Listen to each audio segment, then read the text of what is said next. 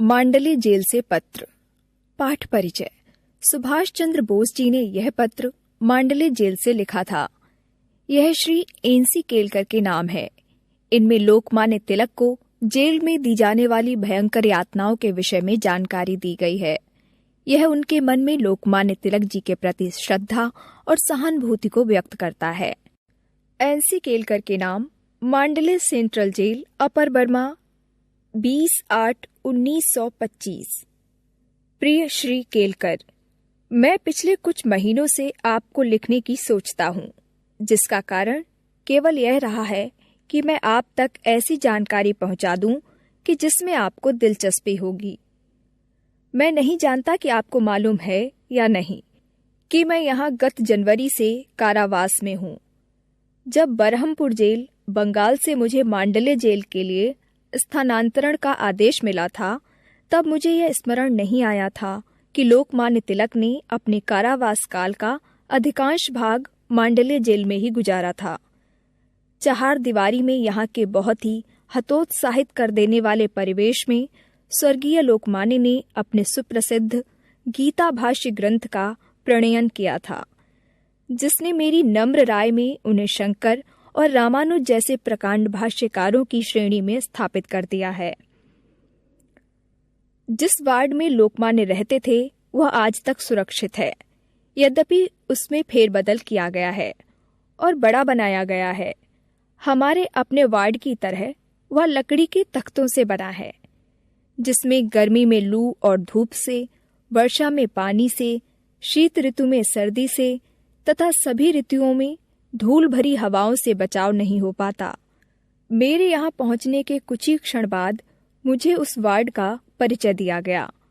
मुझे यह बात अच्छी नहीं लग रही थी कि मुझे भारत से निष्कासित कर दिया गया था, लेकिन मैंने भगवान को धन्यवाद दिया कि मांडले में अपनी मातृभूमि और स्वदेश से बलात् अनुपस्थिति के बावजूद मुझे पवित्र स्मृतियां राहत और प्रेरणा देंगी। ऐसे ही अन्य जेलों की तरह यह एक ऐसा तीर्थ स्थल है जहां भारत का एक महानतम सपूत लगातार 6 वर्ष तक रहा था। हम जानते हैं कि लोकमान्य ने कारावास में 6 वर्ष बिताए, लेकिन मुझे विश्वास है कि बहुत कम लोगों को यह पता होगा कि उस अवधि में उन्हें किस हद तक शारीरिक और मानसिक यंत्रणाओं से गुजरना पड़ा था। वे यहाँ एकदम अकेले रहे और उन्हें कोई बौद्धिक स्तर का साथी नहीं मिला। मुझे विश्वास है कि उन्हें किसी अन्य बंदी से मिलने जुलने नहीं दिया जाता था। उनको सांत्वना देने वाली एकमात्र वस्तु किताबें थीं और वे कमरे में एकदम एकाकी रहते थे। यहाँ रहते हुए उन्हें 2 या 3 भेंटों से अधिक का मौका नहीं दिया गया और ये भेंटें भी पुलिस और जेल अधिकारियों की उपस्थिति में हुई होंगी, जिससे वे कभी भी खुलकर और हार्दिकता से बात नहीं कर पाए होंगे। उन तक कोई भी अखबार नहीं पहुंचने दिया जाता था। उनकी जैसी प्रतिष्ठा और स्थिति वाले नेता को बाहरी दुनिया के घटना चक्रों से एकदम अलग कर देना एक तरह की यंत्रणा ही है, और इस यंत्रणा को जिसने भुगता है वही जान सकता है। इसके अलावा उनके कारावास की अधिकांश अवधि में देश का राजनीतिक जीवन मंद गति से खिसक रहा था, और इस विचार ने उन्हें कोई संतोष नहीं दिया होगा कि जिस उद्देश्य को उन्होंने अपनाया था वह उनकी अनुपस्थिति में आगे बढ़ रहा है। उनकी शारीरिक यंत्रणा के बारे में जितना ही कम कहा जाए बेहतर होगा। वे दंड संहिता के अंतर्गत बंदी थे और इस प्रकार आज के राजबंदियों की अपेक्षा कुछ मायनों में उनकी दिनचर्या कहीं अधिक कठोर रही होगी। इसके अलावा उन्हें मधुमेह की बीमारी थी। जब लोकमान्य यहाँ थे, मांडले का मौसम तब भी प्रायः ऐसा ही रहा होगा जैसा वह आजकल है। और अगर आज नौजवानों को शिकायत है कि यहाँ का जलवायु शिथिल कर देने वाला और मंदाग्नि तथा गठिया को जन्म देने वाला है और धीरे धीरे पर अटूट रूप में वह व्यक्ति की जीवन शक्ति को सोख लेता है, तो लोकमान्य ने, जो वयोवृद्ध थे, कितना कष्ट झेला होगा। लेकिन इस कारागार की 4 दीवारियों में उन्होंने क्या यातनाएं सहीं, इसके विषय में लोगों को बहुत कम जानकारी है। कितने लोगों को पता होता है कि उन अनेक छोटी छोटी बातों का जो किसी बंदी के जीवन में सुइयों की सी चुभन बन जाती हैं और जीवन को दूभर बना देती हैं। वह गीता की भावना में मग्न रहते थे और शायद इसलिए दुख और यंत्रणाओं से ऊपर रहते थे। यही कारण है कि उन्होंने उनके बारे में किसी से कभी एक शब्द भी नहीं कहा। समय समय पर मैं इस सोच में डूबता रहा हूँ कि कैसे लोकमान्य को अपने बहुमूल्य जीवन के 6 लंबे वर्ष इन परिस्थितियों में बिताने के लिए विवश होना पड़ा था। और हर बार मैंने अपने आप से पूछा कि अगर नौजवानों को इतना कष्ट महसूस होता है तो महान लोकमान्य को अपने समय में कितनी पीड़ा सहनी पड़ी होगी, जिसके विषय में उनके देशवासियों को कुछ भी पता नहीं रहा होगा। यह विश्व भगवान की कृति है, लेकिन जेलें मानव के कृतित्व की निशानी हैं। उनकी अपनी एक अलग ही दुनिया है और सभ्य समाज ने जिन विचारों और संस्कारों को प्रतिबद्ध होकर स्वीकार किया है वो जेलों में लागू नहीं होते। अपनी आत्मा के ह्रास के बिना बंदी जीवन के प्रति अपने आप को अनुकूल बना पाना आसान काम नहीं है।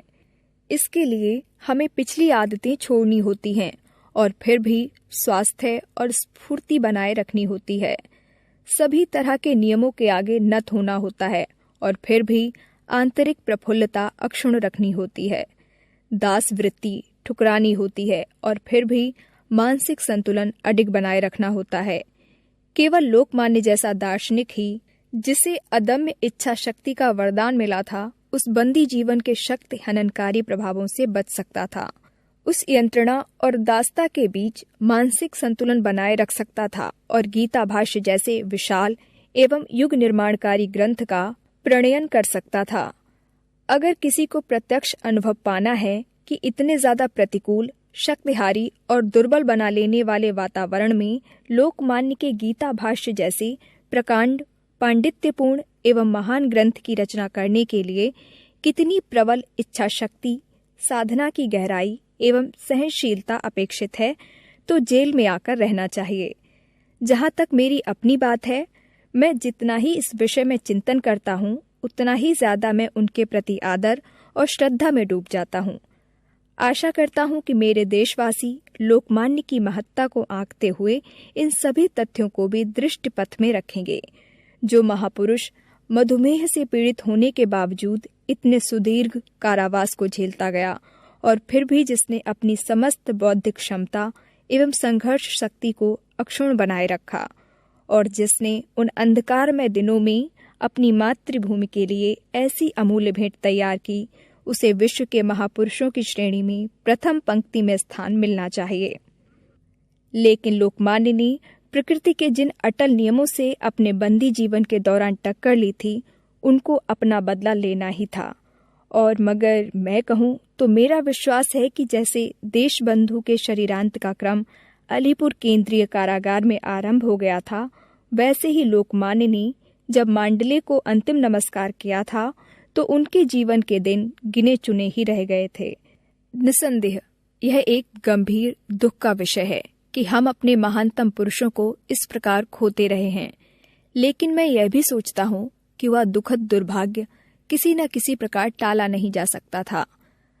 आदरपूर्वक आपका स्नेहभाजन सुभाष।